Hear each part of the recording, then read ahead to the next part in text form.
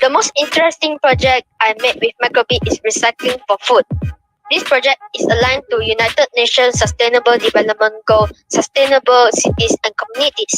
I will share one of the project that I made that resemble the concept of 3D printer. So by using the screw threads and also nuts pairing with a motor, I created an automated car park system with remote control.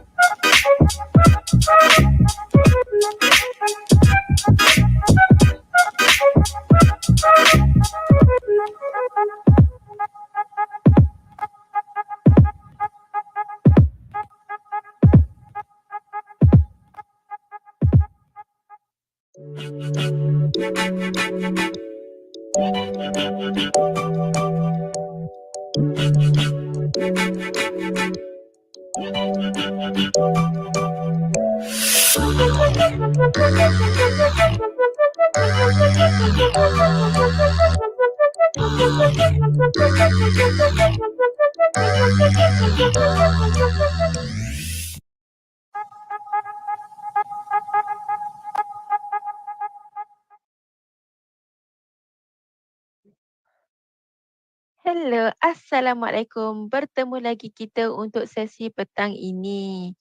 Terima kasih kepada anda semua yang masih lagi sudi untuk bersama-sama kami di dalam program Do Your Bit for Future Tech Talents pada hari ini. Dah tukar tudung, dah tukar baju, dah makan, dah mandi. Jadi, mesti dah tak sabar kan nak dengar apa yang akan dikongsikan pada petang ini. Jadi bagi memulakan sesi perkongsian yang pertama petang ini, kita akan mulakan dengan perkongsian mengenai Innovative School Projects daripada Mr. Otto Raymond, salah seorang pengasas Kinabalu Kodes. Seterusnya kita akan bersama dengan Cik Siti Zunaizah Zulkifli dan Cik Afifah Liana, Executive STEM dan Makers daripada Tegas dengan tajuk mereka, Tips Pembentangan Projek Inovasi. Kemudian perkongsian ini akan diteruskan lagi oleh Encik Izwan Hadi, Ketua Pegawai Operasi Alvira Sistem Sedia Berhad dengan tajuk beliau, Contoh Latihan Pengaturcaraan yang Baik untuk dibuat bersama-sama pelajar sekolah. Jadi, tanpa berlengah lagi, saya ingin menjemput para panelis yang pertama untuk sesi perkongsian beliau. Dengan segala hormatnya, dipersilakan.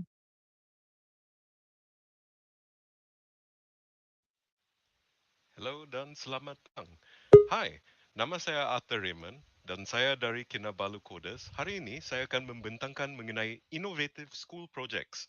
So, dengan itu, ini slide dia. So, anda boleh memperolehi slide-slide ini daripada link yang terpapar di depan anda sekarang di sebelah kanan anda. So memang presentation saya akan sikit bercampur aduk bahasa Inggeris dan bahasa Malaysia, dan kita akan lihat daripada school project yang kita laksanakan in the past. Kebanyakan daripada projek ini menggunakan Arduino, tapi jangan risau. As you will see later, memang walaupun Arduino diguna pakai, sebenarnya actually Arduino dan sensor-sensor yang kita guna actually dapat digantikan dengan menggunakan microbit juga. So, sedikit sebanyak mengenai saya. Memang nama saya Arthur Raymond dan saya wakil bagi Persatuan Pengaturcara dan Pembina ICT Sabah atau lebih dikenali sebagai Kinabalu Coders. So, sekiranya anda berminat nak kontak kita di Kinabalu Coders, memang demi kontak details ada dalam slide ini. Saya hilangkan muka dulu. So, boleh nampak demi kontak details sana. Dan sekiranya anda berminat dengan Kinabalu Coders atau nak tahu lebih banyak mengenai persatuan kita di sini, dan berikutnya adalah link kepada slide-slide mengenai Kinabalu Coders. Tanpa melengahkan masa lagi, kita akan terus pergi kepada overview demi part-part yang kita akan bikin dalam pembentangan yang pendek hari ini. So we can see there are 3 parts, and of course pertama sekali, let's solve some problems. Dan kita akan menggunakan contoh-contoh projek-projek inovatif daripada beberapa sekolah tempatan di Sabah ini. The first thing is, you must be solving something. So, apa saja projek yang kamu bikin, we have to remember that teknologi ini adalah kita nak selesaikan masalah. Yang penting kita perlu tanya terlebih dahulu is what and whose problem. Siapakah kita nak solve problem tersebut dan apa masalah tu yang perlu diselesaikan. So, untuk bagi contoh pertama atau case study pertama, kita boleh lihat tahun 2016 SM St. Michael. So, ini adalah gambar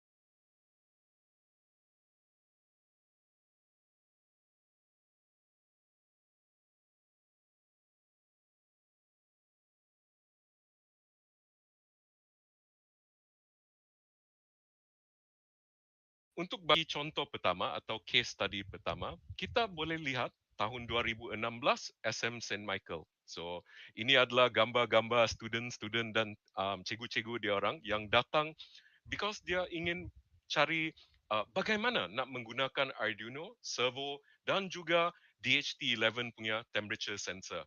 So, dengan itu, setelah sedikit sebanyak workshop bersama kita di KC, mereka telah menghasilkan alat ini, the Automatic Egg Incubator, yang juga merupakan the national winner of Young Innovate 2016 dengan hanya menggunakan Arduino, servo dan DHT11 yang temperature sensor tadi. So that was 2016. Tapi when you think about it sekarang, sekiranya anda tahu sudah bagaimana feature-feature yang ada dalam microbit tu, sebenarnya anda boleh menggantikan, for example, Arduino dan DHT11 tersebut dengan hanya menggunakan microbit. So let's say kalau projek ini muncul lagi pada tahun 2022 ini, you might see instead of an Arduino, you see a microbit. Servo tetap adalah sebab memang microbit tiada servo, dan servo yang telah diguna pakai itu memang boleh disambungkan dengan microbit juga. So ini contoh pertama mengenai satu projek inovatif sekolah yang pernah kita lihat di Kinabalu Coders. Seterusnya, di tahun 2018 pula, ada lagi satu sekolah tempatan nama dia SKC Anglo-Chinese. Cikgu-cikgu daripada SKC Anglo-Chinese, diorang pernah datang ke Kinabalu Coders juga, seeking juga tolong dan sedikit briefing mengenai Node MCU yang anda lihat di atas dan juga DHT11 yang penyukat suhu dan kelembapan juga.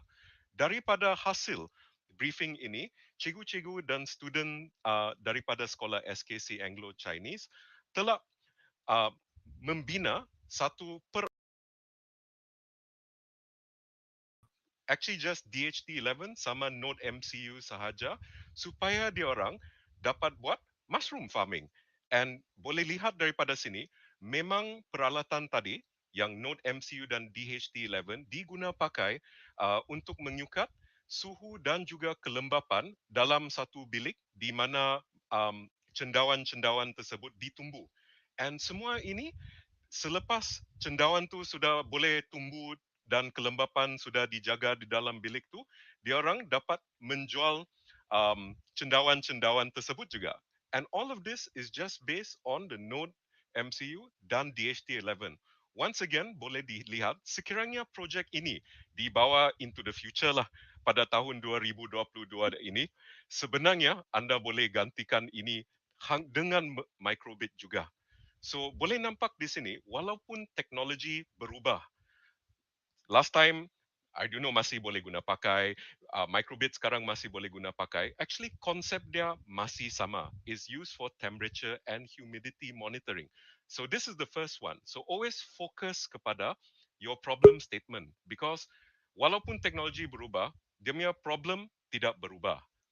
Seterusnya, we can go on also. There are some questions that you should ask about your project. Saya rasa panel-panel lain telah pun also dia ada bentangkan sedikit mengenai pasal projek tersebut sama ada dia tahan lasak, adakah dia senang maintain, adakah komponen-komponen dia senang untuk didapati atau komponen dia mungkin mahal dan sukar untuk di-order let's say secara online atau diperoleh secara tempatan. Yang pentingnya, satu persoalan yang sentiasa timbul bagi mana-mana projek sekolah atau even projects in real life lah semasa kerja is, adakah projek itu senang untuk kena maintain? So, from this, I can give you one example which you can also access now. Pada tahun 2015, Kinabalu Coders telah membangunkan satu projek yang ringkas di camera.sabah.io. In fact, sekiranya anda ingin akses ini sekarang, anda boleh guna web browser anda kalau ada internet dan terus akses camera.sabah.io and you can see that this project is still running. And daripada gambar raja di atas, you can see, oh kita guna webcam, kita ada guna Raspberry Pi dan ada web server. Although you can see, walaupun webcam itu dan Raspberry Pi lebih mahal daripada web, itu cost sekali sahaja. But when you think about long-term maintenance, you realize, wah, web server cost tu kalau running sudah 6-7 tahun, actually lagi mahal daripada webcam dan Raspberry Pi. So ini just sebagai contoh. Apa yang maksudnya, adakah dia senang maintain? Adakah dia murah atau mahal untuk maintain pada jangka masa yang panjang? So this is one example is bukan setakat tahan lasak, tapi di sana pun also tahan lasak lah. Because kita kena super glue dia punya webcam supaya dia kalis air sikit. Sebab ini diletak di luar bangunan. Terkena hujan, terkena ribut peti juga bertahun-tahun lama sudah. But it's just an example of apa maksud dia when you say, can a project be maintained? Anda perlu lihat dia dari segi cost dan juga in this case, sama ada dia physically resistant, let's say, to damage from the outside dan sebagainya. So moving on, you can see that it's still running today. So in case if you like to check on the web browser, yes, you can access this dcamera.sabah.io. And now we will go to part 3. So part 3 is apa saja kamu bikin, make sure anda boleh buktikan dengan data. So how do you buktikan dengan data? So ini anda mesti laksanakan kajian. So mungkin anda nak bikin survey, anda nak bikin interview dengan pengguna anda. Also, dengan ini anda dapat menyukat sama ada projek anda atau produk anda adalah efektif dan boleh diguna pakai. So dengan ini anda sentiasa sepatutnya merekodkan data dan juga sekiranya anda buat pitching atau you're explaining later, let's say kepada ahli panel lain, so you must help these panelists understand your data. So in order to do that, first thing anda masih ingat apa saja mengguna pakai, sama ada dia Node MCU, Arduino, temperature sensor atau microbit, no matter what you use, make sure anda rekodkan data tersebut. So mungkin anda tulis dalam notebook, mungkin anda copy and paste dalam Google Sheets atau dalam spreadsheet dan sebagainya. So dengan ini, apabila anda mempunyai data ini, anda dapat menghasilkan carta gambar raja lain yang informatif, yang mungkin boleh menunjukkan, oh, produk saya efektif. Dia dapat menyukat suhu. Sebagai contoh, ini adalah actually di rumah saya sendiri. Boleh nampak saya menggunakan actually Node MCU dan DHT11 untuk menyukat suhu di dalam bumbung saya. Because sometimes semasa tengah hari kan, semua rumah memang panas nih. So saya nak rekodkan sebenarnya berapa ketinggian suhu dalam bumbung rumah saya. So this one saya buat untuk diri sendiri, tapi anda boleh lakukan dan laksanakan ini juga untuk projek anda. Dan let's say ada judging atau panel nanti, you can see anda boleh tunjukkan dalam data. So boleh lihat daripada data saya bahawa mungkin let's say suhu sudah turun atau suhu sudah naik. And anda boleh menunjuk keefektifan produk anda atau projek anda. Dengan itu, saya telah capai penghujung sudah presentation saya, pembentangan saya pada hari ini. So, sedikit sebanyak saya akan rumuskan apa yang telah dibentangkan. Pertama sekali is, memang teknologi itu dia akan tukar setiap kali. 1 tahun ke tahun yang lain, mungkin platform lain, mungkin tiada microbit atau ada microbit V2, V3 sudah. Tapi this is why it's important, walaupun teknologi berubah, anda perlu fokus kepada problem statement anda. Problem statement tu penting supaya tidak terlari. Mungkin you think, oh kalau saya tambah teknologi ini, kena tukar lagi. It's okay. Make sure your problem statement adalah clear, senang difahami, and because they are clear, right, you can then after that, then kamu pilih, oh teknologi mana saya nak guna, apa yang saya nak program dan sebagainya. Kedua, it's okay to keep things simple. Tak semestinya dia kompleks sangat, because if you nampak tadi, daripada projek di SKC Anglo-Chinese dan juga pengeram telur, dia guna 1-2 sensor saja, tidak payah guna banyak. So, in this scenario, even just kalau suhu dan kelembapan, you can grow mushrooms. So once again, it's back to the problem statement. You can keep the technology simple. Don't worry. Tidak payah begitu kompleks sangat nak bikin.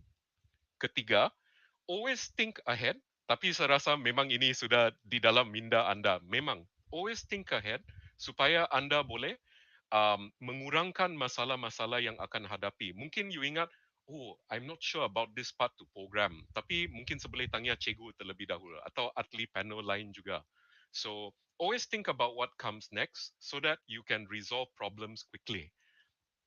Keempat, always keep track of your project. So, seperti mana tadi mau simpan data atau maklumat mengenai projek anda, record everything. Sama ada dalam bentuk video kah atau mau tulis atau masuk dalam Google Sheet, rekodkan data anda supaya at the end of the day, anda boleh buktikan keefektifan projek anda dengan data tersebut. So, for us, we call this, we tell a story. Story itu bukan cerita dongeng. Ini cerita yang ada fakta dan data yang betul. Dengan itu, I would like to wish everybody good luck and all the best. Terima kasih also kepada penganjur event untuk memberi peluang, kerana memberi peluang kepada Kinabalu Coders untuk membuat pembentangan ini. Sekiranya anda berminat dengan pembentangan ini dan memang pembentangan ini ada link-link ke lain lagi sumber, anda boleh dapatkan daripada QR code ini. From there, once again, good luck, all the best to everybody, and take care, everybody. Hai adik-adik, nak tahu bagaimana tips untuk membentangkan projek inovasi?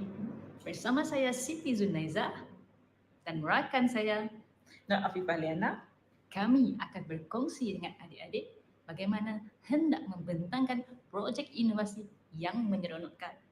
Jom kita lihat. go. Tips yang pertama, adik-adik perlu merangka aliran pembentangan.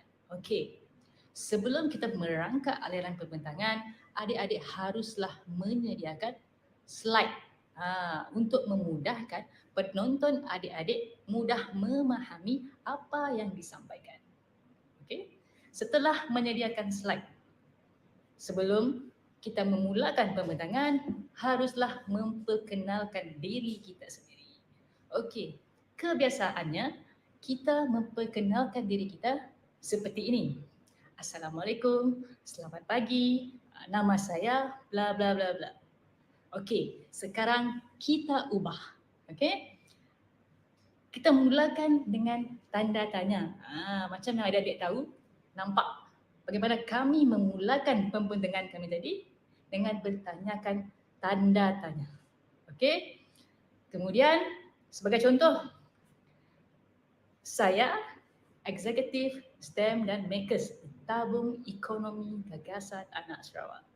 Saya berpendidikan ijazah sarjana muda. Nama saya Siti Zuneza. Dan banyak lagi cara yang boleh kita pelbagaikan untuk menarik minat pendengar-pendengar kita dalam memperkenalkan diri kita. Seterusnya, kita ke tajuk projek. Okey, tajuk projek haruslah jelas supaya penonton-penonton kita dapat faham dan tertarik dengan apa yang dibentangkan. Sebagai contoh, tajuk projek saya adalah Smart Home ataupun rumah pintar. Okey. Kemudian kita pergi kepada pengenalan tentang projek. Di sini kita boleh bercerita serba sedikit mengenai latar belakang rumah pintar ini. Okey. Seterusnya kita membentangkan rasional dan objektif projek. Okey. Sebagai contoh, saya ingin membuat projek rumah pintar. Salah satu objektif saya adalah untuk menjimatkan tenaga yang digunakan di kediaman kita. Itu adalah objektif mengapa projek ini dibuat. Okey. Seterusnya kita akan membuat senarai penyataan masalah. Okey. Senarai ini selalunya sebelum kita membuat sesuatu projek, kita perlu faham dan mencari dan membuat sedikit penyelidikan tentang masalah semasa mengenai projek tersebut. Sebagai contohnya, rumah pintar, rumah yang sedia ada ini tidak ada ciri-ciri keselamatan. Sebagai contoh, pengesanan haba ataupun gas dan juga mengurangkan penjimatan, mengurangkan penggunaan tenaga-tenaga elektrik di rumah. Jadi kita membangunkan projek rumah pintar ini untuk menyelesaikan masalah berikut. Okey. Kemudian kita senaraikan projek, komponen ataupun bahan-bahan yang digunakan. Okey. Sebagai contoh, rumah pintar ini bahan-bahan yang digunakan adalah Arduino, bateri, wire dan sebolehnya bahan-bahan ini disenaraikan dan dibuat dalam bentuk gambar rajah supaya pendengar-pendengar dan penonton-penonton kita mudah faham. Okay. Kemudian kita terus kepada proses pembangunan projek. Dalam proses ini kita perlu memaklumkan kepada penonton kita bagaimana projek ini dibuat daripada bahan-bahan ini sehingga menjadi suatu projek yang lengkap. Okey. Kemudian setelah projek ini lengkap, kita haruslah membuat sedikit demonstrasi supaya para penonton kita faham tentang fungsi dan kelebihan projek kita ini. Seterusnya, kita akan paparkan apakah kelebihan projek ini berbanding dengan projek-projek yang sedia ada. Okey. Kemudian kita senaraikan segala kos yang terlibat dalam pembangunan projek ini. Mana tahu mungkin ada di antara penonton adik-adik adalah seorang pelabur yang berminat untuk merealisasikan projek ini. Dan akhirnya kesimpulan kepada pembentangan ini adalah kita pastikan yang objektif yang kita senaraikan pada awal tadi adalah menepati dengan projek yang dibuat. Okey. Seterusnya, tips yang seterusnya akan dibentangkanlah oleh rakan saya. Silakan. Hai adik-adik, so tips yang kedua adalah body language ataupun bahasa badan. So body language amat penting semasa membuat pembentangan kerana ia boleh membuatkan pembentangan anda lebih meyakinkan dan macam membuatkan mereka lebih tertarik kepada apa yang disampaikan terutamanya semasa membuat projek inovasi. So tips yang pertama adalah membuat eye contact agar pembentangan lebih meyakinkan. Contohnya jika kita melihat pembentangan yang dibuat oleh orang-orang yang expert, contoh-contohnya macam Steve Jobs, mereka akan memandang ke satu arah, iaitu fokus ke satu arah dan melihat kepada mata-mata penonton yang di hadapannya. Jadi dengan membuat eye contact, mereka dapat membuatkan agar pembentangan mereka lebih meyakinkan dan membuatkan penonton tertarik dengan apa yang mereka sampaikan. Yang kedua adalah menggerakkan tangan semasa bercakap untuk menghilangkan gemetar atau rasa janggal. Jadi mengikut kajian, menggerakkan tangan semasa kita membuat pembentangan amatlah penting kerana ia boleh membuatkan kita berasa lebih selesa dan mengurangkan rasa janggal semasa bercakap di hadapan. Yang kedua adalah menggunakan suara yang jelas dan lantang untuk menarik perhatian penonton. Cuba bayangkan jika adik-adik menggunakan suara yang kecil dan suara yang susah didengar, pasti akan membuatkan orang berasa macam penyampaian yang adik buat adalah kurang menyenangkan ataupun kurang menarik perhatian. Jadi gunalah suara yang lantang dan jelas dan sebelum membuat pembentangan pastikan adik-adik membuat persiapan dan membuat macam berlatihlah menggunakan suara yang jelas dan lantang agar pembentangan adik-adik boleh meyakinkan orang ramai dan boleh membuatkan penonton tertarik dengan apa yang disampaikan oleh adik-adik. So, kita mulakan dengan tips yang ketiga, iaitu penutupan pembentangan. Penutupan pembentangan amatlah penting kerana ia akan lebih memfokuskan apa yang disampaikan adik-adik semasa di awal-awal pembentangan projek. So, tips yang pertama adalah membincangkan tentang impak projek apabila dilaksanakan. Contohnya jika adik-adik telah membuat contohnya projek inovasi smart home. Apakah impak yang akan terjadi apabila sejenis projek yang telah dilakukan apabila ia siap dilakukan, apa akan menjadi impak kepada masyarakat, apa impak yang boleh membantu adik-adik apabila semua benda ini siap. So, tips yang kedua adalah bertanya soalan kepada penonton. So, ini adalah common dalam pembentangan, contohnya semasa Q&A. Jadi, para penonton tahu, jika kita bertanyakan soalan, para penonton tahu bahawa ia adalah pengakhiran kepada pembentangan adik-adik. Jadi tips yang ketiga, menekankan topik yang dikemukakan di awal pembentangan. So, ia seperti menghalatkan semula apa yang adik-adik sampaikan pada awal pembentangan agar penonton ingat semula apa yang adik-adik cuba sampaikan. Jadi itulah antara 3 tips untuk cara membuat pembentangan projek. So, terima kasih. Okey, diharap dengan perkongsian ini akan memberi manfaat dan panduan kepada adik-adik untuk membuat pembentangan projek inovasi. Sekian sahaja perkongsian dari kami. Sehingga kita berjumpa lagi. Bye.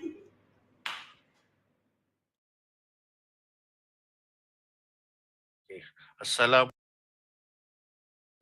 warahmatullahi wabarakatuh dan selamat datang kepada guru-guru dan pelajar-pelajar. Sebelum kita memulakan sharing kita pada hari ini, izinkan saya untuk memperkenalkan diri. Nama saya Izzuan Hadi bin Zamuri ataupun lebih dikenali sebagai Abang Wan lah, yang mana yang kenal dengan saya ni biasa orang panggil Abang Wan lah. Jadi boleh panggil Abang Wan, guru boleh panggil Abang Wan. Kalau pelajar-pelajar tu kau nak panggil Acik Wan pun boleh, nak panggil Abang Wan pun boleh, tak ada masalah. Dua-dua boleh diterima. So hari ni apakah yang akan dikongsikan pada kali ini adalah tajuk yang telah diberikan untuk Abang Wan adalah contoh latihan pengaturcaraan yang baik untuk dibuat bersama-sama dengan para pelajar di sekolah. Wah, menarik juga sebenarnya bila Abang Wan dapat tajuk ni, agak menarik. Baru pagi tadi Abang Wan fikir macam mana, apa projek yang menarik. Tadi Acik Wan, Acik Wan tu dah kejap Acik Wan, kejap Abang Wan. Jadi Abang Wan rasa Abang Wan nak buat sesuatu projek yang lebih orang kata dia simple tapi dia mengguna beberapa arahan yang kita boleh gunakan untuk membuat satu projek yang berautomasi ataupun bukan berautomasi, berautomatik lah, kita kata automatik. Jadi tajuk yang Abang Wan pilih pada hari ini adalah bagaimana untuk menulis pengaturcaraan bagi membuat projek kipas automatik. Jadi sekarang ni Abang Wan akan sharekan skrin sebab Abang akan pergi kepada Microsoft Code ni sebab nak tunjukkan macam mana kita nak buat simple-simple. Ini antara contohnya lah, tapi ini contoh yang sebelum ni Abang buat lah. Jadi kita pergi kepada microbit dulu. Apa-apa pun kita pergi kepada microbit.org tu punya website dan klik kepada make code, dan setiap kali orang kata best practice adalah setiap kali kita hendak memulakan satu projek, kita hendaklah create new project ni. Jadi new project ni kita boleh letak apa-apa nama pun. Contoh macam Abang Wan nak buat adalah kipas automatik. Terpulanglah nak create apa pun nama pun tak apa, tak ada masalah, tak berdosa pun orang kata. Jadi bila kita create project tu, kita akan dibawa kepada orang kata paparan yang seperti ada di dalam skrin ni lah, di mana di sebelah kiri ni adalah simulasi microbit. Di tengah-tengah ni adalah arahan library yang ada, dan sini adalah orang kata canvas ataupun tempat untuk kita menulis pengaturcaraan. Jadi pengaturcaraan yang kita gunakan hari ini adalah lebih kepada block programming. It's not a text programming, it's a block programming. Bukan apa, sebab Abang Wan rasa ini adalah lebih mudah kepada guru dan anak-anak untuk memahami konsep pengaturcaraan. Jadi hari ini Abang Wan akan introducekan beberapa perkara supaya Abang Wan harapkan supaya ianya menjadi satu template. Jadi daripada template ini anak-anak atau guru boleh kembangkan mengikut kesesuaian projek yang akan dilaksanakan untuk orang kata do your bit challenge ni lah. Alright. Okay, so pertamanya sekali bila kita buka je make code ni, kita akan nampak ada on start dengan forever. Tapi kali ni Abang Wan cuma nak pakai on forever sahaja. So kita akan deletekan on start ni. Kita klik kiri dan nampak tong sampah tu dah lepaskan. Jadi dia akan delete. Dia ada banyak cara untuk delete lah, tapi itu adalah satu cara. Senang cerita, pergi ke arahan yang ada tu macam on start tu, klik lawan-lawan, dragkan dia sampai nampak dustbin tu, kita just lepaskan dan dia akan deletekan on start tu. Jadi Abang Wan akan menggunakan forever. Kenapa Abang Wan menggunakan forever? Sebab Abang Wan nak sistem Abang Wan tu atau projek Abang Wan ni, dia sentiasa berlaku. Maknanya dia sentiasa ada perubahan pada suhu persekitarannya, dia akan sama ada dia on-kan kipas atau dia off-kan kipas. Kita akan buat macam tu lebih kurang. So apa yang kita perlu buat adalah next adalah Abang Wan akan menggunakan command ataupun arahan yang ada pada make code ni untuk mengawal sensor suhu pada microbit. Jadi apakah yang Abang Wan akan buat? Abang Wan akan klik kepada input dan Abang Wan cari satu command yang dinamakan temperature ni. Jangan tengok yang lain, tengok temperature je. Ini adalah orang kata arahan untuk kita mengawal temperature sensor. Okay, so ni adalah temperature sensor. So next adalah kita pergi kepada basic, kita pergi kepada kita pergi kepada variable dulu. Pergi kepada variable, kita make a variable dan kita klik kepada suhu. Okey, dah betul, kita klik suhu, maka dia akan lahirlah, bukan lahir, dia akan keluarkan suhu, set suhu, change suhu. Jadi Abang Wan akan menggunakan set suhu, keluarkan set suhu ni.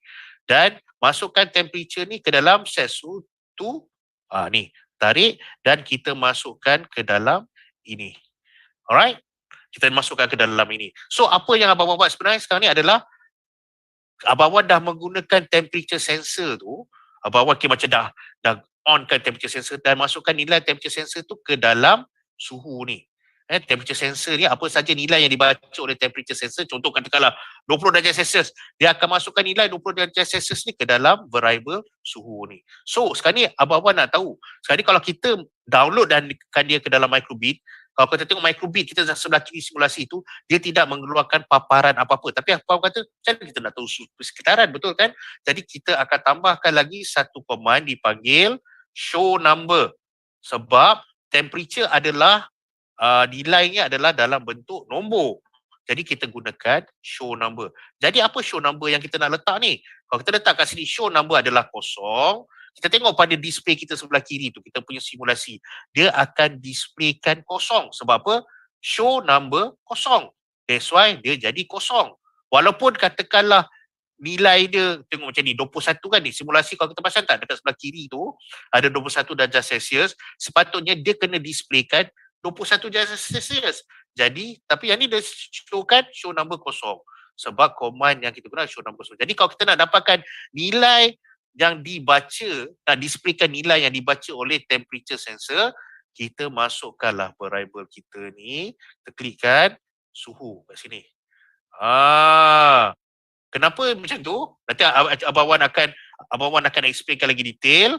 Okey, suhu ni kita masukkan dekat show number ni. Jadi apa yang dia buat daripada sini kita tunjuk mana forever sepanjang masa dia apa yang dia akan buat. Forever ni mana dia berulang-ulang, dia akan buat satu ulang, satu ulang lagi. So forever ni apa yang dia buat sekarang ni set suhu to temperature. Maksudnya sekarang ni apa saja nilai yang dibaca oleh temperature sensor ni, yang temperature darjah Celsius ni akan dimasukkan ke dalam variable suhu.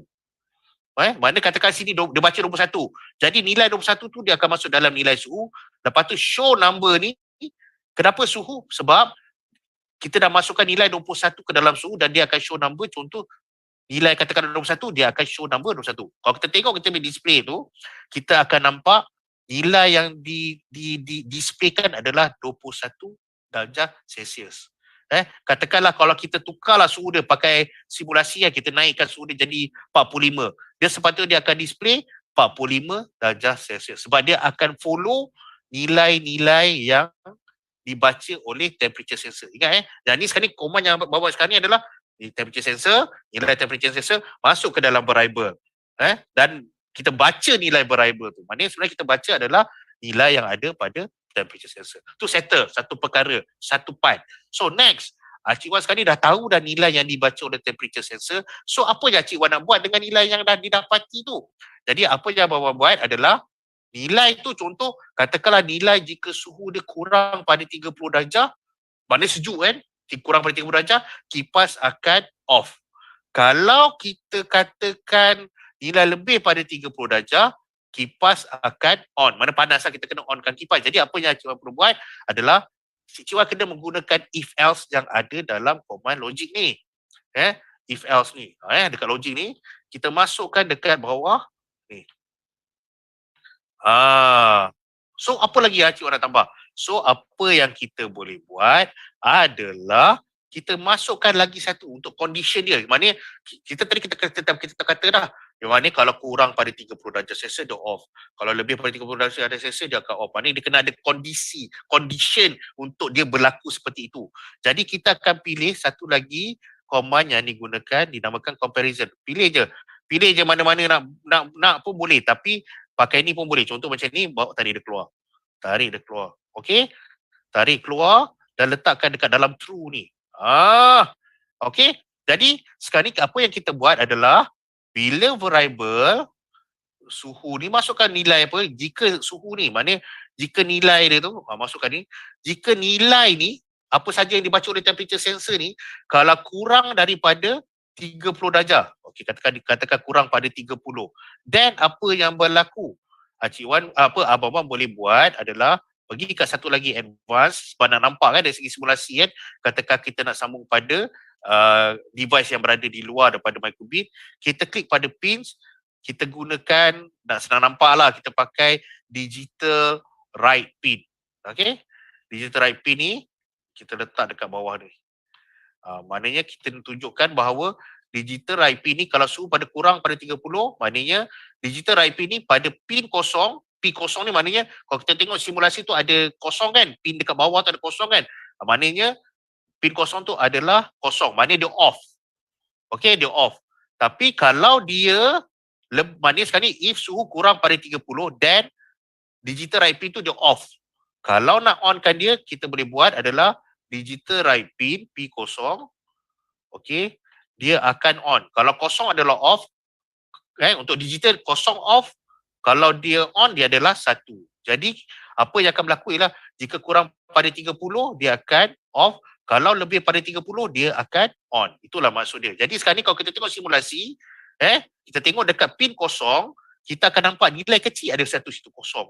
Sebab apa? Sebab kalau kita tengok dekat simulasi kita adalah 21 darjah Celsius. Jadi maknanya jika suhu kurang pada 21 darjah Celsius, pin dekat sini dia kosong. Maknanya dia off. Maknanya kipas tu off. Kalau kita sambung dengan kipas lah. Tapi katakanlah suhu lebih pada 30, kita naikkan suhu ni simulasi ni. Katakanlah 41. Jadi apa yang berlaku pada pin tu? Nampak tak pin dekat simulasi sebelah kiri? Tiba-tiba dia berwarna oranye kan? Tadi warna gold, ni warna oranye. Lepas tu nilai dia dah jadi 1. Maknanya dia adalah on. Dia tengah on sekarang ni. Jadi maknanya sekarang ni kita dah secara programming dengan mudahnya, kita boleh nampak apa yang kita gunakan adalah forever. Kita dah mula menggunakan variables. Kita dah menggunakan temperature sensor. Dan juga kita dah menggunakan logik lah untuk kita, maknanya sekarang ni apa yang kita buat adalah kita baca suhu. Daripada suhu yang dibaca tu, kita nak on atau offkan kipas kita dengan menggunakan command digital right pin. Itu sahaja. Jadi maknanya kalau lepas ni nak tukar, tak nak pakai temperature sensor, nak pakai pula light level, nak pakai sensor cahaya, just tukarlah temperature ni kepada light level.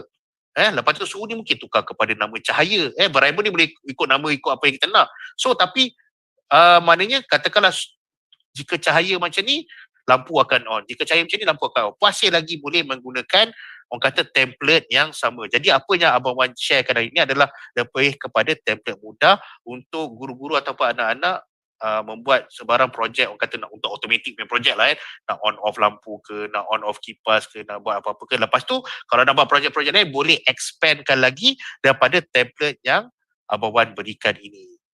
Itu Abang rasa cukuplah sampai setakat ini. Orang kata contoh, orang kata programming ataupun pengaturcaraan yang boleh kita gunakan untuk membuat satu projek-projek, untuk membuat projek-projek mudah seperti yang Abang tunjukkan ni adalah untuk membuat kipas on dan off secara automatik. So sampai di sini saja, insya-Allah. Mungkin kita akan bertemu lagi pada masa akan datang. Mungkin Abang akan buat lebih banyak lagi webinar-webinar ataupun kalau perlukan apa-apa boleh kontak Abang Wan.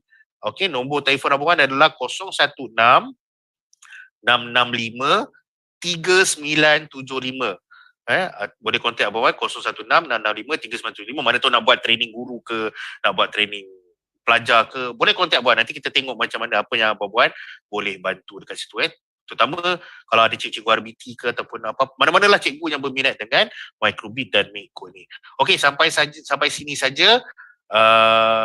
Abang Wan minta maaf jika ada sebarang kekurangan daripada orang kata apa, session Abang Wan ni.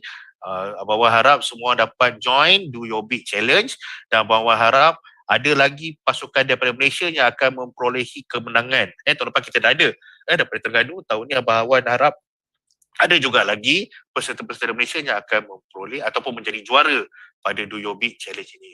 Good luck kepada semua guru dan kepada murid-murid yang menyertai pertandingan ini. Okey, kita jumpa lagi. Assalamualaikum warahmatullahi wabarakatuh.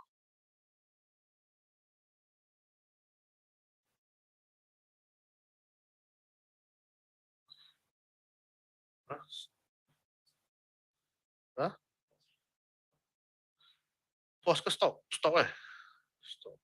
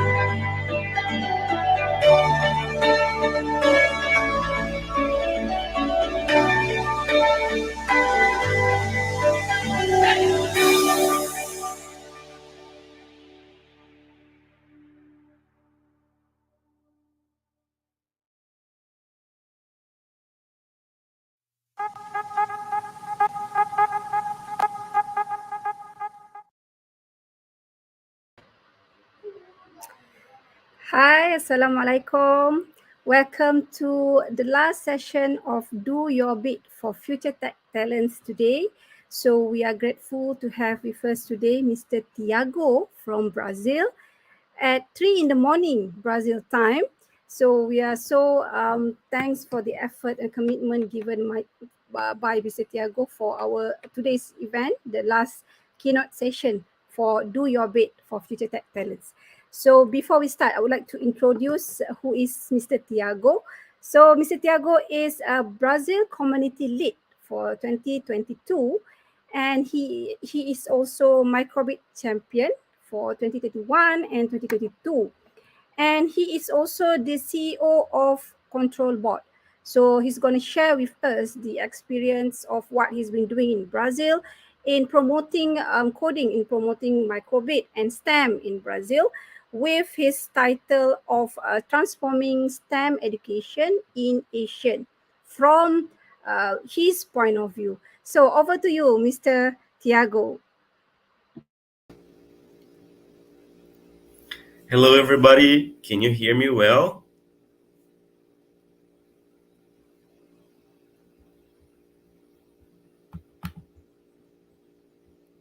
Can everybody hear me? Awesome. Thank you so much for being here. I know for you guys, it's like Sunday afternoon here in Brazil. It's 3:30 in the morning. So it's a challenge to be here, and I'm very excited to um, be here and share with you all the information that we are doing here to transform education through STEM activities. Okay, please, if you have any questions, do ask in the comments section, the chat, and I'm gonna be reading the questions if they are in English. But if they're not in English, my friends are gonna be helping me with the translation. Okay, so let me share my screen. Compartilhar a tela.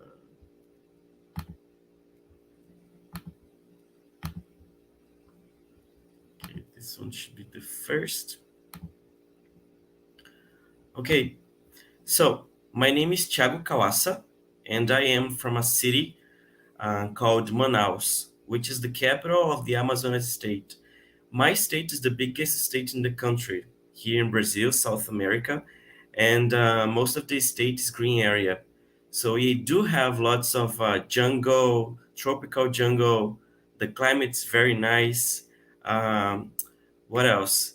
We also have the city, which is the big city called Manaus here, busy in traffic and lots of schools, projects, and everything that big cities have. Okay, my background, I studied information technology for education first in the University of the Amazonas State, and then I went to Canada for an exchange program to study information technology for project management. Okay, at Clean Polytechnic University. I was a microbit champion twice, locally and internationally, both projects with microbit. I'm gonna be sharing with you later. And I also have a YouTube channel called Microbitando, which is like a verb that we invented for microbit. When you are using microbit, you say that you are microbiting or something like this. Okay, how are you doing so far? Are we doing good? Just make sure that everything is understanding.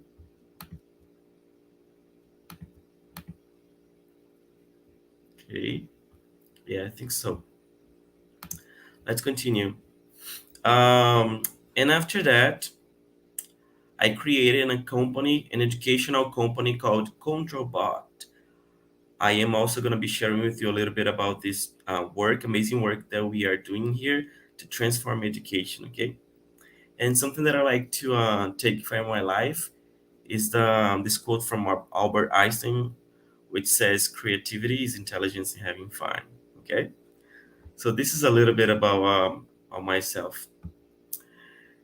If you want to see more information, we have this website here from KPU, which is the university that I went to in Canada. That was a long time ago, so that's why you see the picture, a young boy. Okay, so we have everything there. Let me see if I can share with you. this. Okay. There was a project that we did for the university, some pages for their websites. Okay. Awesome. Let me go back.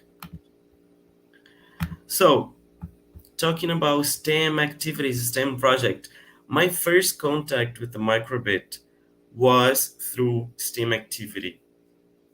That was the first time that we used the microbit in a big event. We got together for 3 days in a row in a hotel here in the city.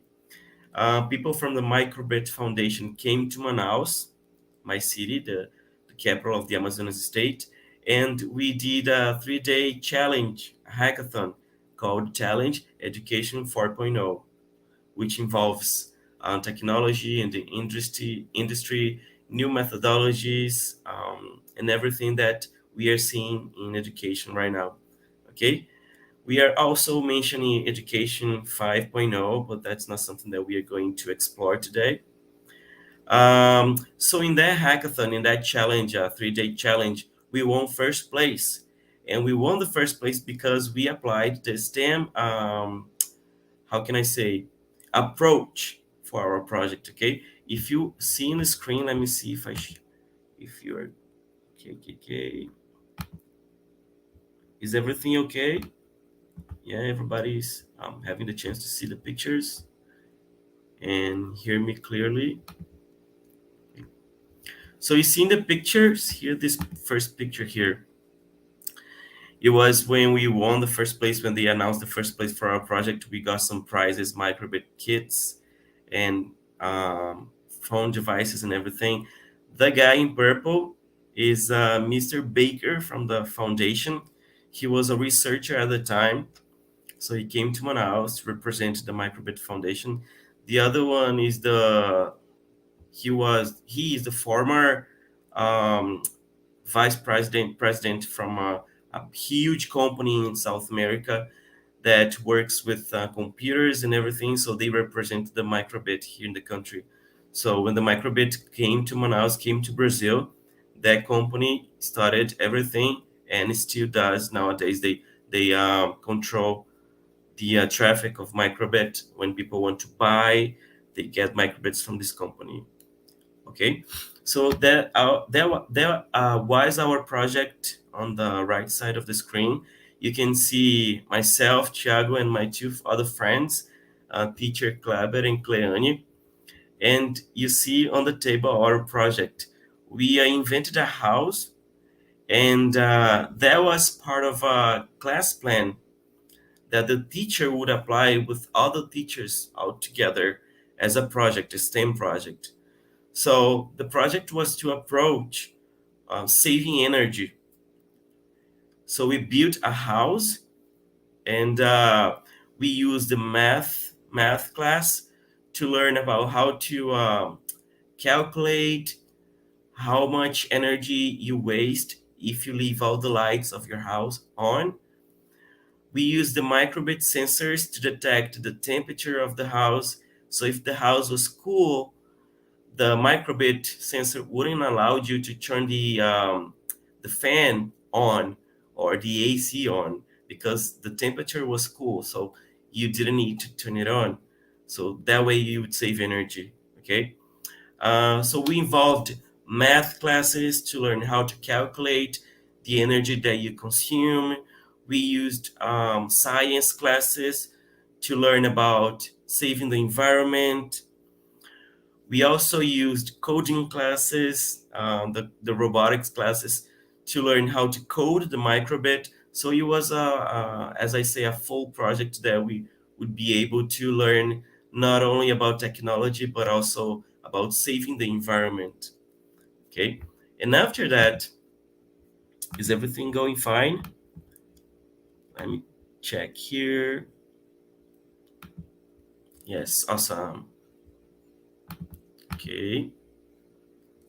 So after that, if you want to see the video from that competition, you should find here on YouTube. Let me see if I can share this screen with you guys. Just search for Hackathon Education 4.0. You may not find it. If you don't, please get in contact and I'll be happy to share with you guys, okay? Let me put in the comments here. There. I'm also gonna share the link. Let's see if it goes through. Okay, so this video shows a little bit how the first big event and official event for microbit in the country happened. Many teachers and university students got together for a 3-day challenge and learned a lot about microbit. It was super fun, super exciting, and you want to see here a few parts of the video, and that's when we won the first place. Here, it was so nice because the event, the Microbit Foundation and the company Positivo, which represents the microbit here in the country, they got together and they invited so many famous educators from the country. They flew from their cities to Manaus, my city, to stay here for those days and teach us how to improve our projects. So it was like really interesting, and it really inspired me. So when we won the first place, let me see if I have the picture here. Mr. Baker from the Microbit Foundation, as a researcher at the time, told me that he was really happy for choosing us as champions. And I replied and I said, I am so happy to be the champion of this contest, of this challenge, that I promise that I am going to reach as many children as possible. So that's when my story with the microbit begins. If you want to see the rest of my story, please make sure that you find me on LinkedIn. You're going to find my profile as Thiago Kawasa, which is my name. And once you get there, let me see if you see my screen. You're going to see my portfolio starting in 2018, using the microbit in so many projects around the city, public events, free events, school events, on the streets, in different squares in the city. So please go there and check this if you want to see more pictures. We went to universities and we taught students how to use and how to teach kids to use the microbit. And this got so big in the country. We talked so much about STEM projects that nowadays is something really important here, not only here, but in all over the world, that everybody in the country, they fell in love with the microbit, and they started to use. We were invited to so many different events in the country, not only to show our work with the microbit, but also to run workshops with educators so that they learn how to use the microbit as part of the project. Because I always tell people that we don't teach how to use the microbit. We teach them how to create a project to solve a problem. And how can we do that? You can use something, we can use digital technology. You can come up with different ideas. So the microbit is only a way that you can use, a tool that you can use to solve this problem. If you do that way, your class, the learning from the students is going to be better. The impact that you are going to cause is going to be much better than only teaching how to code the microbit. Okay, so whenever you are working with the STEM projects, don't think the tool that you are using as the end goal, as the final goal. Actually, it's only a way to go through the problem and reach the solution. So that way, students are going to see and understand that you are going to use many different areas connected to build something meaningful. Okay. I have a question here before we continue. A question from Facebook. Thank you for asking. At what age you start coding and doing maker education? When we talk about maker here in my city, we usually start about 5 years old. We can also start with younger kids, like 3 to 4 years old, but using the right tools like building blocks. Okay, so you show a challenge, like you show pictures of two friends walking in the jungle, and then they find a lake and they have to cross this lake. There are many alligators on this in this lake. How can they build something with the blocks to reach the other side of the place that they are exploring without falling in the lake? So you are going to encourage students, encourage kids to think about bricks. What kind of bricks do we have? And then you can show pictures of bricks, different bricks, and encourage students to build their own bricks in pairs or in groups. And that way you start teaching them the methodology of working together to solve a problem. Okay, that's for younger kids, like 3 to 4 years old. What else? Yeah, but we usually here start using digital technologies such as computers, laptops, iPads, tablets when kids reach the age of 6 to 7 year old. Okay, so yes, that's about it. Let's see what else we have here. Yeah, so you want to see my portfolio, please check my page on LinkedIn. You're gonna find everything there. Okay, so let me check. This is already set. Also this. Okay, so now let's go to our page. Compartilhar aqui. I'm gonna close this one.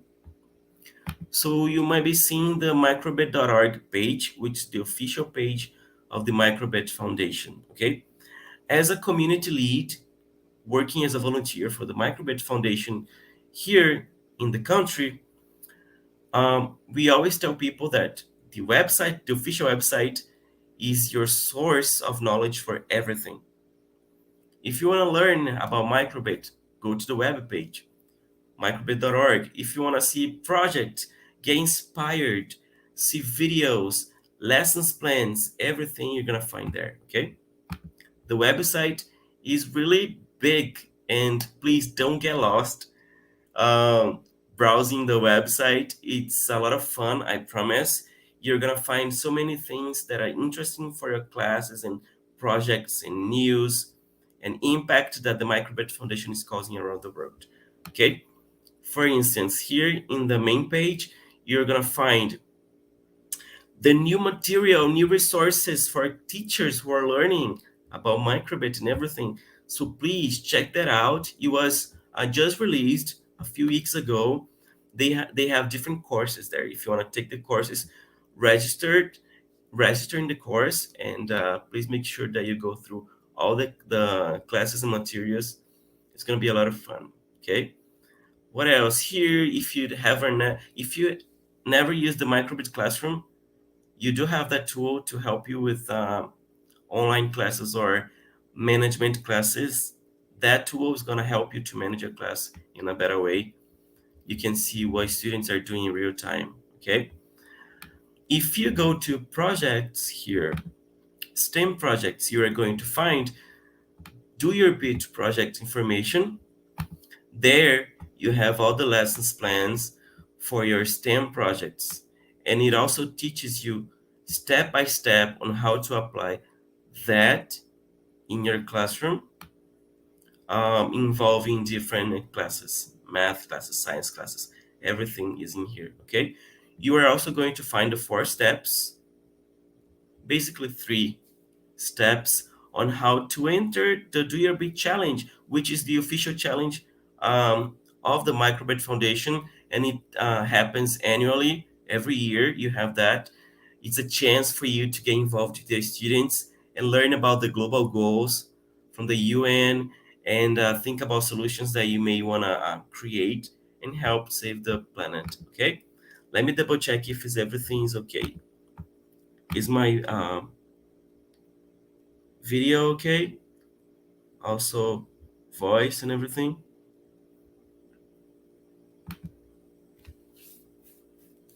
Yes, okay. Everything's okay. Okay.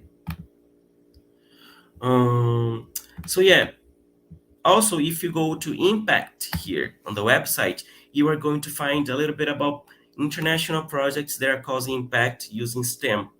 Okay. So there you're gonna find like case studies. You're gonna see our pictures. Those projects, like if you see that picture, is a project that we did with foreign kids from another country that they were transferred to Brazil because they were having issues in their country. So we embrace them here. We help them. We teach them. We provide courses so that they learn how to survive here and get jobs, find jobs, and everything.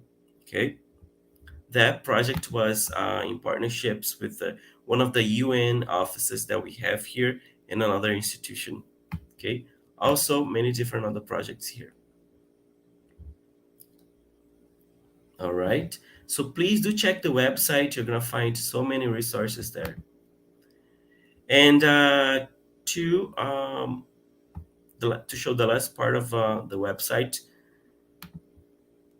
I do have to talk about Microbit Champions. Okay, Microbit Champions is a program that also happens every year. Let me see if I have questions here. Okay, no questions so far. Please, guys, if you have questions, do ask them. I am more, I couldn't be more happy to answer and share knowledge with you. I'm here to learn with you too, okay?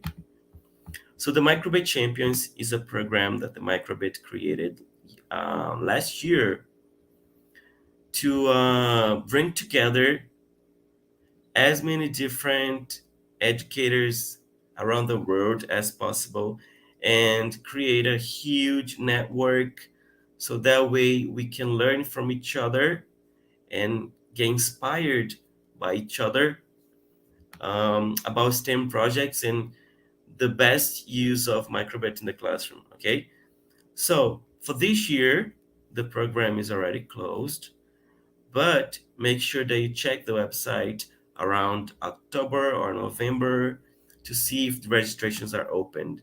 They usually choose teachers or educators that are really engaged with the teaching and use of microbit in the classroom.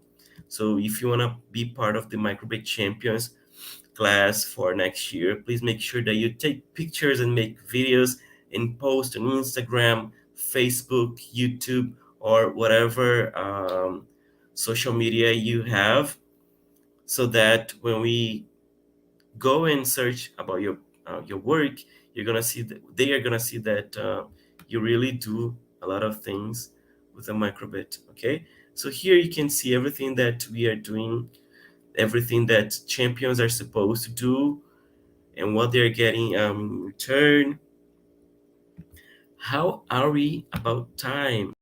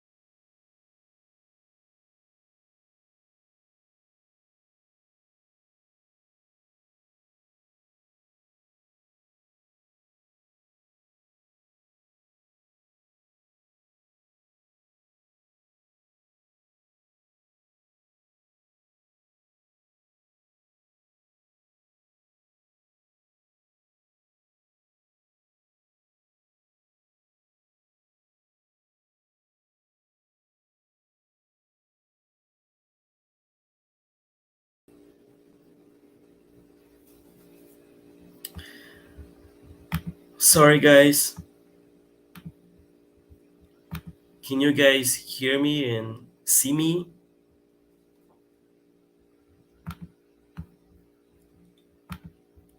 Okay. Let me go back and share my screen again.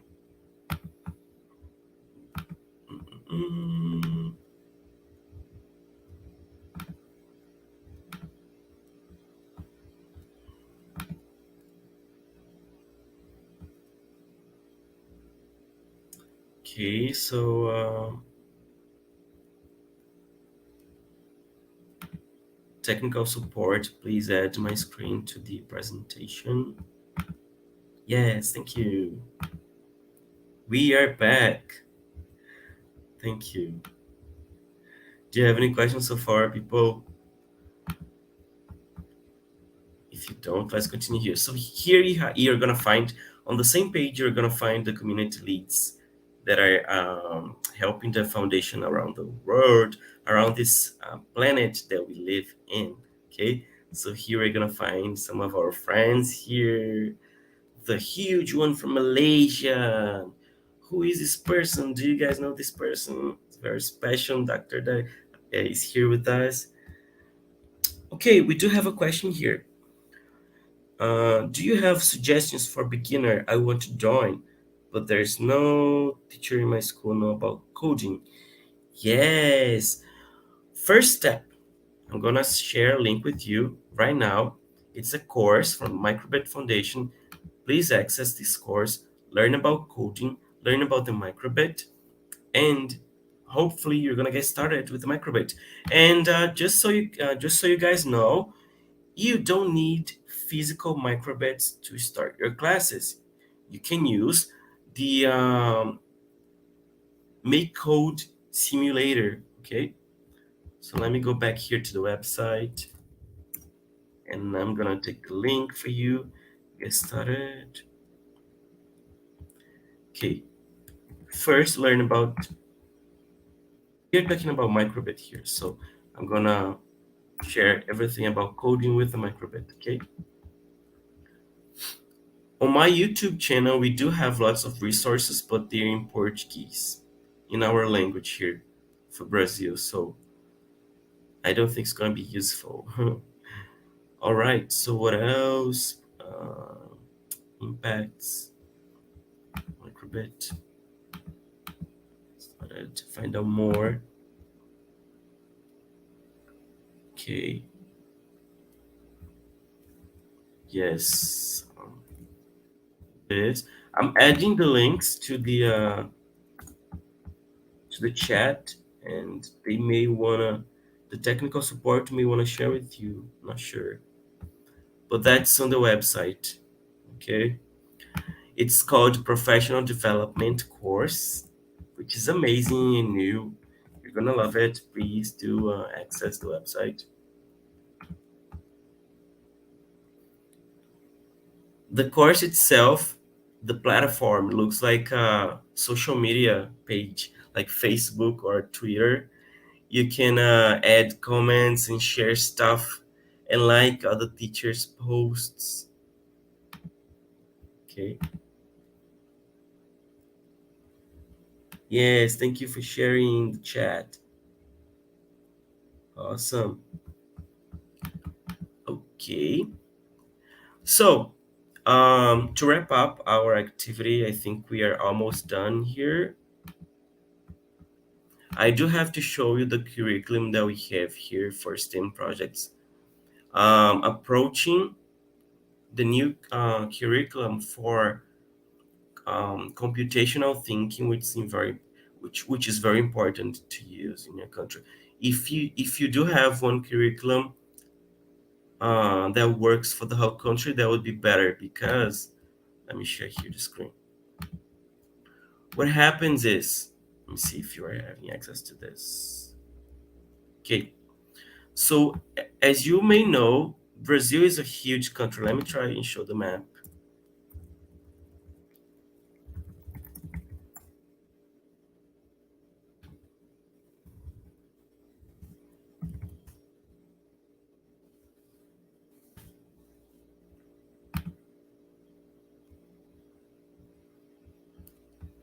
compartilhei aqui, yeah. So I'm gonna show you questions. Also, a question from Facebook.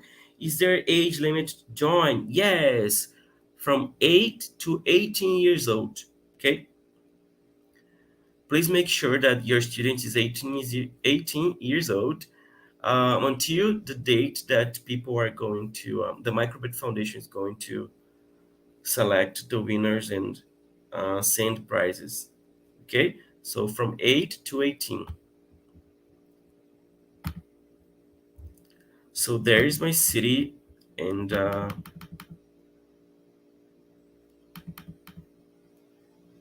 that's my state, my country, my continent. So you guys are probably here on the other side, right there. Okay, so you're here on the other side. So Brazil takes like a lot of pieces here from South America. Like it's huge, it's really big. So we have many students that travel from one state to another state to live there. They move, around the country. So what happens if you don't have a curriculum that is going to help the students to stay focused in the same content? They may want to get confused. They move to one city and they are studying something, and they move to another one and they're studying a different stuff. So if you have a national curriculum, that helps students to stay in the line. Okay, so that's our curriculum here for computational thinking, digital technology, and digital culture. Okay, this is the first year here in Brazil that the government is requesting schools to work with first year in high school applying computational thinking and digital culture. So teachers here were not used to this. Oh, sorry, I was not showing the curriculum. That's the curriculum. Okay, digital technology, digital culture, and computational thinking. Okay, so yes, we have that. Just to complement the answer about the uh, the age range to join the microbit challenge, you have many different categories, okay, that you can participate. You don't need to have a microbit to join the challenge. If your students have like ideas, they can do a scratch on the paper, take pictures or make videos on how the idea should work, and send it to the foundation. If you do have the board, the microbit board, you can build your project, a simple project, or build something really big and send it as well. Okay, so please, you have to do check the page to learn about different categories. Okay, so that's our curriculum, and if you want to see more of our work, the amazing work that we are doing here, I'm not sure if Instagram is it's a famous tool in your country. Please, can anyone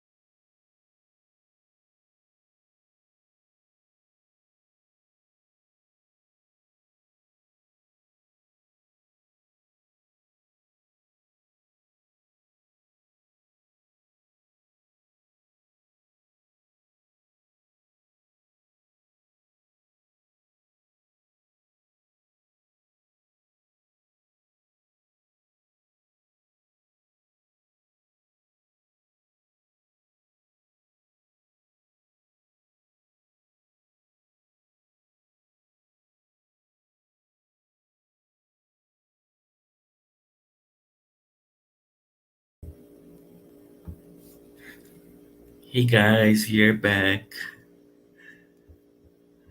Okay, we are almost done here. Sorry about that.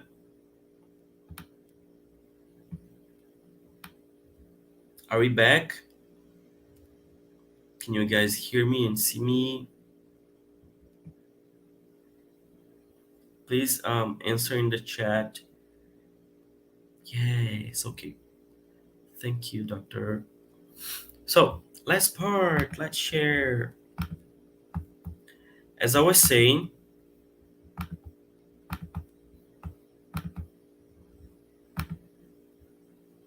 okay.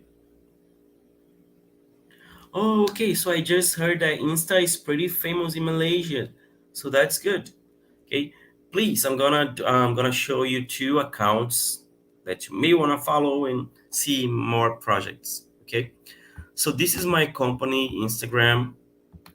We teach robotics and game developing and maker culture in private schools here, only in the city. Okay, we have huge companies that work countrywide in many different states. Um, as for instance, we have here the Maker Expedition, which is with partnerships with the United States Embassy here.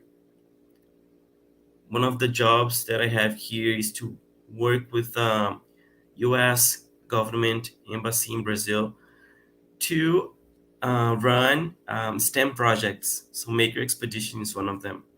Okay. Game developing activities and events in the mall here in the city. Lots of fun things that you want to go find. Training for teachers and everything. Okay. Do your bit lives, classes, pictures. So please do follow Robótica contra Bot. I'm gonna share with you in the chat.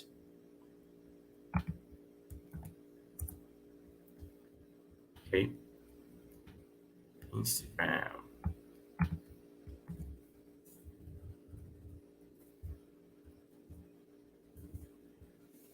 Let's see if it goes through. Yes, I just sent the link in the private chat. Okay. And my Instagram link, of course, not only, yes, arroba Thiago Kawasa. Okay, that's Thiago Kawasa. That's me. Okay, Thiago Kawasa is my Instagram. Please follow. If you took pictures of this presentation and you do stories, please tag me in the stories. I love to share. You are going to find the projects that we run here, magazines talking about STEM projects, courses, and more projects. We run so many STEM projects here, you have no idea. Okay, you're gonna find that on my Instagram. And this other one here from our makerspace. So as I said, we work in partnerships with the US Embassy in Brazil, partnerships with the United States Embassy to run maker and STEM projects. Okay, so please make sure that you follow us. This is our tag. Let me see here. I just sent. Yes, this is our tags there, and we have so many STEM projects here. The one that we are currently doing right now is the Maker Expedition, taking the microbits to different like rural areas, like away from the city. We take a boat, we take a trip to, we take the road, and we do so many STEM projects with different students from different places. Okay, such as this one here that we did the Do Your Big Challenge workshop to promote. Okay, what else do we have here? The Coding Club, which is our new club. We are using Apple technology to teach students how to code with Swift programming language, which is not very popular here, and Apple is famous here in Brazil, so they need more and more developers. So one of the STEM projects that we are doing here is taking free classes to public schools. Public schools here are now, having their maker spaces, and some of them have clubs. We have around 400 public schools here. We have two different systems of education: the one from the government and the one from the city. Okay, we have the city system and the state system. So in the city system, the education system of the city, we do have like 400 schools, about 400 schools, and only 35 to 40 schools have robotics clubs, and they have competitions and everything. And now we are working with state schools to provide them maker spaces, experiences, and classes, STEM projects as well. Okay, so we are teaching students how to code using Swift language, using Apple, and to develop apps. Okay.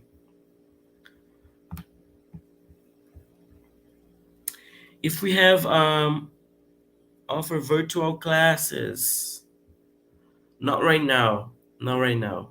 We do have the videos from the YouTube channel, from our Microbit Foundation YouTube channel that you may want to watch, or if you follow. Let me see here. Yeah, no, sorry, we don't have virtual classes, but there's a chance for everything. So maybe if you get in touch, we can run workshops online, and I would be more happy to help. Okay, so that's me, and that's my a little bit of our work here in partnerships with the U.S. Embassy. Brazil and the United States, they have a nice partnership to not only for education but for many other things. But in education, we are helping them here in the city. We also have a huge network in the country from all the American spaces in Brazil that run STEM projects. So please make sure that you follow our Makerspace Instagram, okay? And just to make sure that you guys also access the professional development courses that you have, that we from the Microbit Foundations have for you guys, okay? So I hope that you liked it. Let me see if you that was it for today. Thank you so much for staying here with us. Thank you for watching the video. If you are watching this video in another day, in another time, in another country, thank you so much. Thank you for the invitation, everybody. Let me see if everything is okay here so that we can wrap up.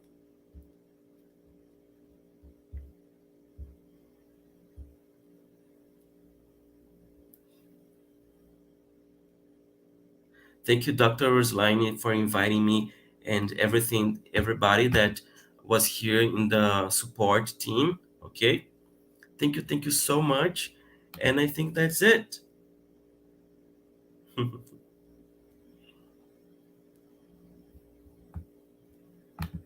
Questions? Anything that you guys would like to know or share? This is also a space to share. So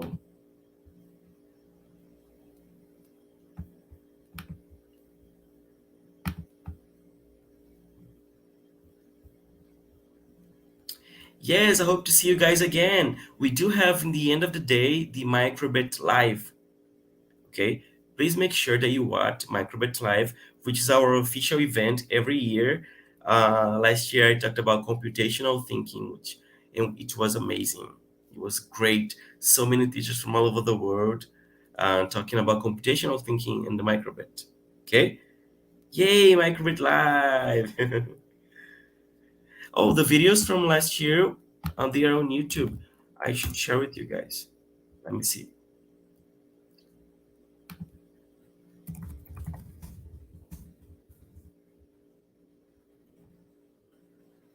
Yes, they're here.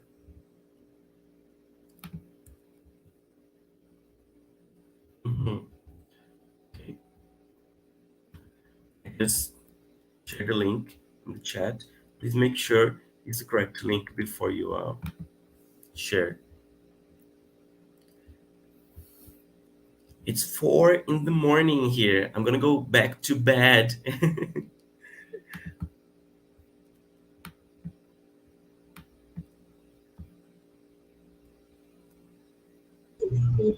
Okay, Mr. Tiago, thank you for today's sharing. Can you hear my voice? Yes. Okay. Thank you for today's. It's a lot of sharing and knowledge that our student can gain from today. I don't know what's the name, but maybe see again and then have a sweet dream. Thank you. Yes. How do you say salam alaikum? Salam alaikum. Assalamualaikum. Oh, okay. And then we replied wa alaikum salam. Okay. Thank Okay, you. thank So you. nice to see Thank you. you. Nice to meet you. Bye. Bye.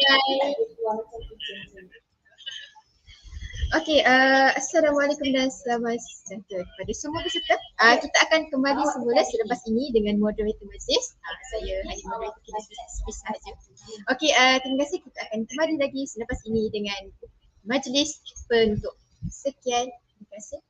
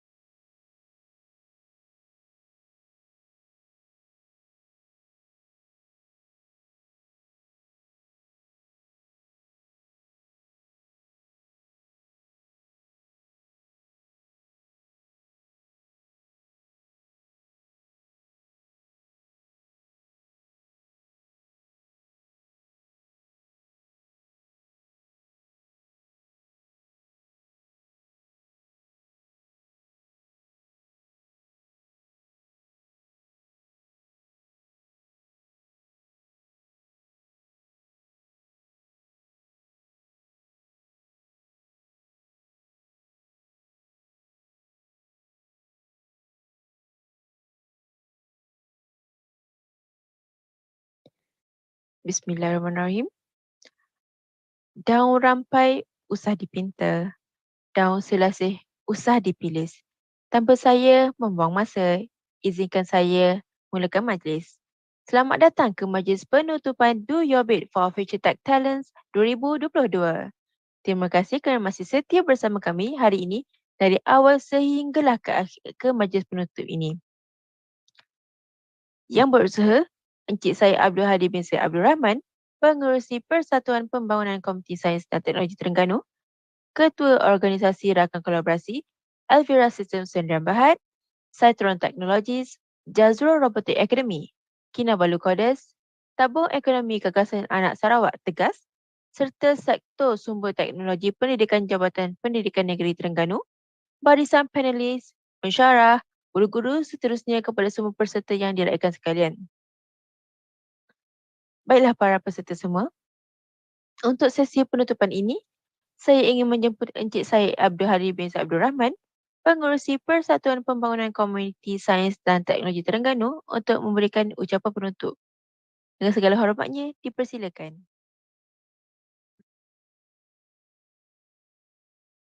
Assalamualaikum warahmatullahi wabarakatuh. Selamat petang kepada para penonton, adik-adik pelajar, ibu bapa, barisan guru-guru serta rakan-rakan penganjur yang saya hormati sekalian. Alhamdulillah, kita telah pun sampai ke penghujung program pada hari ini dan saya dapati alhamdulillah para penonton begitu bersemangat dan lihat kepada pelibatan para penonton sepanjang program kita pada hari ini, saya dapat lihatlah orang kata apa ni, keterujaan dan juga semangat yang begitu baik, semangat untuk belajar, mempelajari benda baru daripada para peserta. Jadi itu yang kita harapkanlah. Jadi di kesempatan pada penghujung program ni, saya ingin mengambil sedikit ruanglah untuk membuat sedikit kata apa ni, ucapan penutup dan lain tak bukan untuk memberikan sedikit penghargaan kepada semua pihak yang terlibat, kepada para penonton, ibu bapa, adik-adik dan juga barisan guru-guru yang telah pun orang kata apa ni, mungkin ada yang mengikuti program kita daripada awal lagi, daripada pagi tadi sampai sekarang. Jadi saya mengucapkan terima kasihlah. Dan di pihak penganjur, kami berharap program yang kita telah adakan ini telah sedikit sebanyak memberikan manfaat dalam bentuk ilmiah lah kepada para penonton. Dan semoga pengisian yang kita bawakan daripada rakan-rakan kolaborator kita, rakan-rakan penganjur kita akan dapat membantu guru-guru, akan dapat membantu para pelajar untuk meneroka lebih banyak lagi ilmu yang menarik dalam bidang industri 4.0. Sudah tentu mungkin apa yang kita kongsikan pada hari ini tidak dapat orang kata apa ni, cover semua topik. Tapi setidaknya ada topik-topik yang boleh memberi laluan ataupun membuka minda para penonton, para peserta untuk mencari ilmu dengan lebih banyak, mungkin membuat pembacaan sendiri, mendapatkan maklumat-maklumat di internet dan sebagainya. Jadi kita menggalakkanlah kata apa ni, budaya self learning, sama ada dalam kalangan adik-adik, dalam kalangan para pelajar, murid-murid, ataupun dalam kalangan guru-guru serta kepada para ibu bapa yang mungkin sangat berminat dan ingin tahu apa sebenarnya pembelajaran kata apa ni, di peringkat pendidikan sekolah lah yang berkait rapat dengan industri 4.0. Jadi insyaAllah mungkin pengisian yang kita bawakan pada hari ini akan memberikan semangat dan juga laluan anjakan lah kepada para penonton untuk menambah baik diri kita sendiri, termasuk kami jugalah barisan Urustia untuk menambah baik diri kita sendiri, sebab kita pun sambil mengadakan program ini kita belajar antara satu sama lain. Kita belajar daripada rakan-rakan penganjur kita, ada banyak ilmu-ilmu yang menarik yang kita telah pun kongsikan. Dan semestinya pada akhirnya akan dapat memberikan orang kata manfaat bukan sekadar kepada diri kita, kepada orang lain. Itu yang terutamanya lah. Dan khusus saya mengambil peluang ini, saya nak mengucapkan ribuan terima kasih sebagai tanda penghargaan kepada rakan-rakan penganjur kita seperti Elvira, Saitron, Kinabalu Kodes, Tegas dan juga Jazro yang telah sudi untuk berkongsi kepakaran mereka kepada adik-adik para penonton pada hari ini. Dan tidak lupa juga kepada barisan panelis kita yang terdiri daripada barisan guru-guru yang mempunyai pengalaman dan juga kemahiran dan juga kepakaran dalam bidang masing-masing. Jadi terima kasih banyak-banyak kepada para guru, cikgu-cikgu ya yang sudi meluangkan masa bersama-sama kami menyokong program yang kita adakan pada hari ini. Okey, jadi tidak rugi ya mendapatkan pelbagai jenis kaedah penyampaian. Dan mungkin ada antara rakan-rakan yang saya sebutkan tadi itu yang hampir ataupun dekat dengan adik-adik semua. Jadi mungkin boleh dapatkan khidmat nasihat mereka sama ada dalam bentuk nak mendapat maklumat lanjut pasal microbit ataupun mungkin ada setengah daripada mereka yang boleh membantu adik-adik ataupun para guru-guru di sekolah dalam bentuk yang pelbagai lah. Jadi terima kasih banyak-banyak kepada rakan-rakan kita yang telah sudi meluangkan masa, sudi meluangkan tenaga untuk mengadakan sedikit sesi perkongsian yang bermanfaat kepada para penonton, adik-adik, guru-guru dan ibu bapa. Dan sudah semestinya kepada para penonton sendiri dan juga barisan ibu bapa yang mungkin telah pun memberikan semangat kepada anak-anak kita dan mendorong mereka untuk mengikuti program ini. Terima kasih banyak-banyak tuan-puan, guru-guru dan tidak lupa ya kepada warga Jabatan Pendidikan Negeri setiap negeri lah yang telah pun memberi laluan dan kebenaran kepada kita untuk mengadakan program pada hari ini. Setidaknya mungkin maklumat yang disampaikan oleh kami boleh membantu ataupun menyokong program yang diadakan di sekolah ataupun di peringkat Jabatan Pendidikan Negeri. Mungkin dari segi kepakaran yang lanjut tu boleh berhubung semula lah dengan pihak kami dan juga rakan-rakan penganjur kita. Okey, baik. Akhir kata lah saya mewakili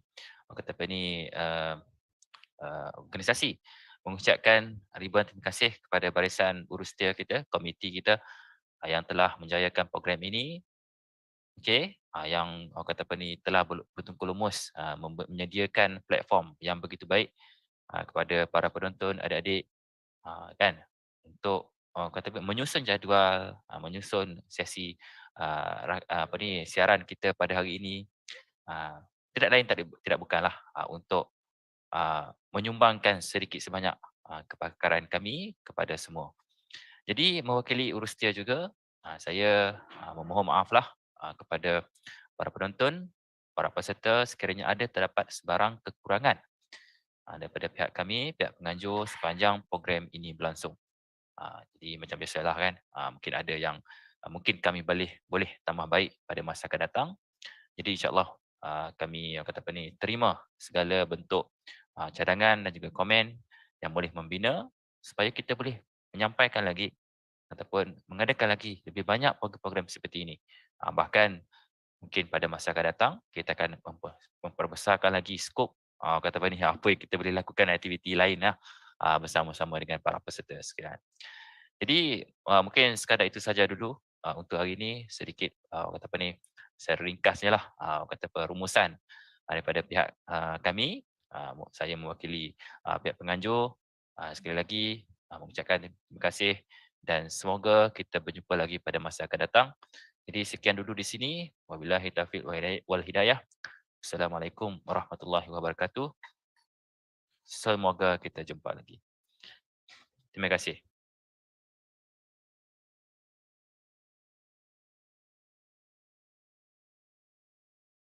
Terima kasih diucapkan kepada Encik Syed Abdul Halim bin Abdul Rahman di atas ucapan penutupan itu tadi. Alhamdulillah, selesai sudah program Do Your Bit for Future Tech Talents 2022 pada hari ini.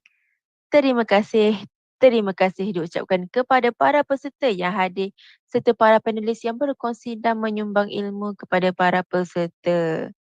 Baik, jangan lupa untuk mengisi borang pendaftaran yang disediakan di ruangan komen untuk mendapatkan CJ anda nanti.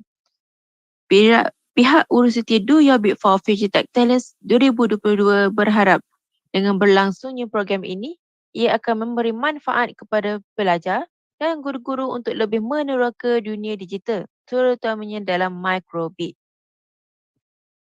Okey, jadi sedikit ringkasan mengenai Do Your Bit. Pertandingan Do Your Bit ini menyatukan matlamat microbit dan juga UN untuk memberikan inspirasi kepada anda semua dalam mengadakan aktiviti yang menarik dan menyeronokkan, terutamanya aktiviti cabaran digital di dalam kelas ataupun kelas anda. Jadi, kami sangatlah mengalu-alukan penyertaan pelajar berumur 8 hingga 18 tahun. Bagi yang berminat untuk menyertai pertandingan ini, macam mana untuk mendaftar pertandingan ini ya? Anda boleh ke pautan https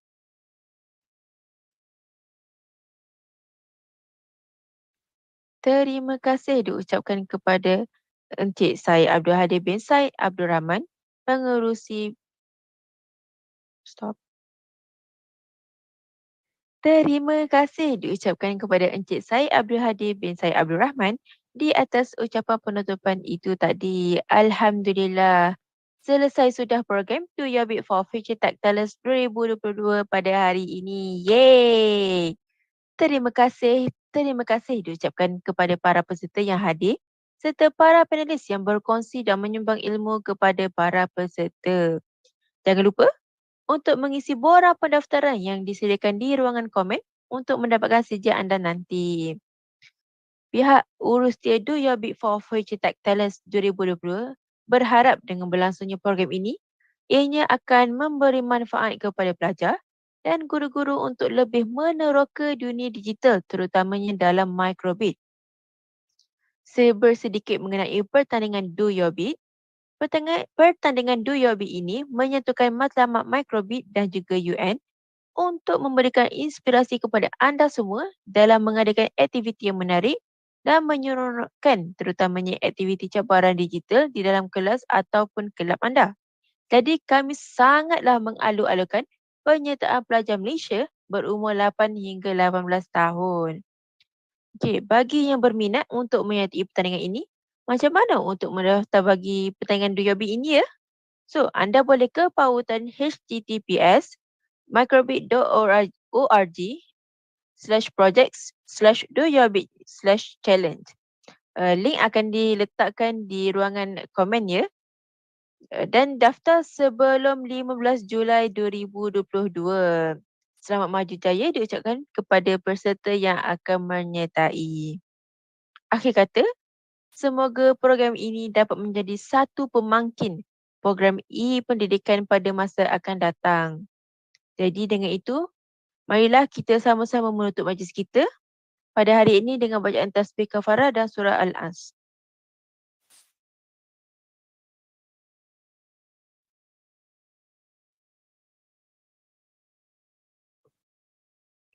Semoga berjumpa lagi di masa hadapan. Sekian, Assalamualaikum dan salam sejahtera. Bye.